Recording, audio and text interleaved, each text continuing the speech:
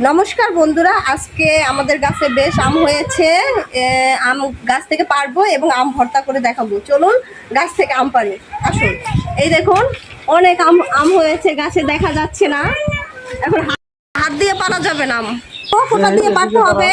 হাত দিয়ে ভেবেছিলাম হাত দিয়ে পারা যাবে, কিন্তু হাত দিয়ে পারা যাবে না, ফোঁটা দিয়ে এই তিনটা আম আম আম পারো। আম হয়েছে, আম পাড়া হয়ে গেছে। মেয়ে আর আমি আমগুলো কুড়িয়ে নিয়েছি। মেয়ে তো ভীষণ খুশি, আম মাখা করবো তাই। এখন আমটা ভর্তা করি। বেশ আদা পাকা কাঁচা আম, এটা খেতে খুব ভালো লাগবে ভর্তা করলে। আসুন। তেরা আম বড়া প্যারা, কাঁচা লঙ্কা ছাড়া, মাখবো কি করে তারপর নুন তেল দিয়ে। পাকা আমের ভর্তাটা আরো বেশি মজা লাগে, এটা একটু পেকে গেছে। অনেক পাকাটাও দিয়ে দেবো ভর্তার সাথে। ওখানে গাছ হয়েছে,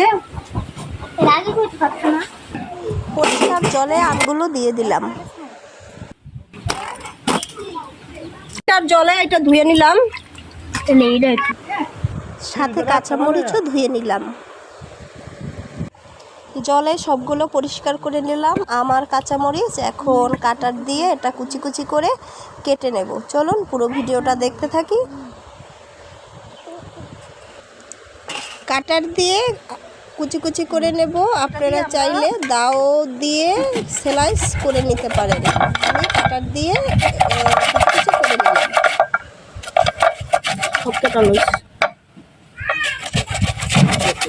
গাছের লেবু পাতা, দারুণ গন্ধ।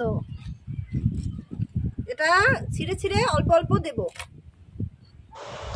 আমে লেবু পাতা দিলে সুন্দর একটা স্মেল আসে, খেতে খুব ভালো লাগে এবং মাখাটাও অনেক সুন্দর হয়। সাথে কাঁচামরিচ দিয়ে দিলাম, কাসন্দ দিয়ে দিলাম, একটু জাকি দিয়ে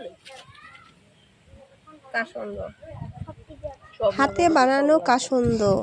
এই সরিষার ঝাঁসটা অনেক আম ভর্তায় ভালো লাগবে খেতে। পরিমাণ মতো চিনি দিয়ে দিলাম। তেরা আম বড়া প্যারা, কাঁচা লঙ্কা ছাড়া, মাখবো কি করে তারপর নুন তেল দিয়ে। ভালো করে সুন্দর করে মাখাবো। দেখুন, দুপুরবেলা কাঁচা আমের ভর্তা আসলেই অসাধারণ লাগে। আপনারা বাসায় এরকম করে খাবেন এবং খুব সুস্বাদু হয়েছে, দেখতে লোভনীয় লাগে। একা একা আম ভর্তা খেতে মজা লাগে না, তাই সবাইকে ডেকে নিলাম আম ভর্তা খাওয়ার জন্য। দেওরকে দিয়ে দিলাম আম ভর্তা। প্রথমেই দেওরকে বললাম কেমন হয়েছে, বলে ভালো হয়েছে বৌদি। জেঠি দেখুন কত বড় বল নিয়ে আসছে, একটু উনি বেশি খাবে।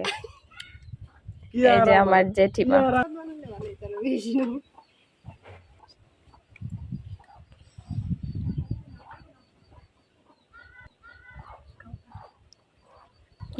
কেমন হয়েছে? যা শাশুড়ি ননদ মেয়েকে নিয়ে সবাইকে নিয়ে আম ভর্তা খেয়েছি। আপনারা সবাই এরকম বানিয়ে খাবেন, অনেক মজা হয়েছে।